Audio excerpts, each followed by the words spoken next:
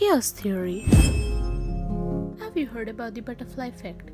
It says that the fluttering of wings of a butterfly in Brazil can cause a tornado in Texas. Is this an exaggeration or literally blowing things out of proportion? Let's talk about the theory that supports this postulate.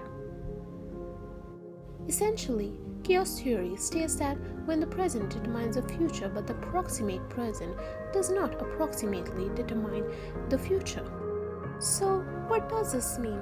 Essentially, it means that a small change in input variable can lead to a massive change in the outcome. Remember our butterfly fluttering? How does this happen? Let's take an example of double pendulum. If we allow it to freely oscillate, the path traced by the pendulum is determined by its initial condition, and if we vary the height or the angle of drop or any other input variable, the path followed by the pendulum will vary immensely, as you can see in the stimulator.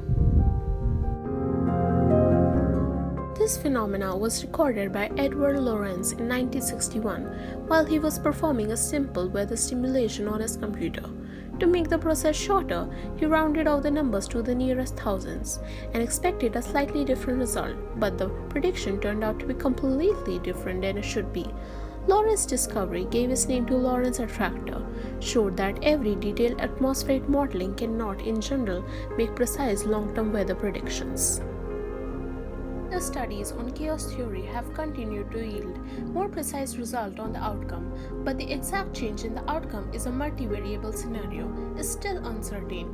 Although no universally accepted mathematical definition of chaos theory exists, a commonly used definition by Robert L. DeVinci says that it can be classified a dynamical system as chaotic. It must have the following properties.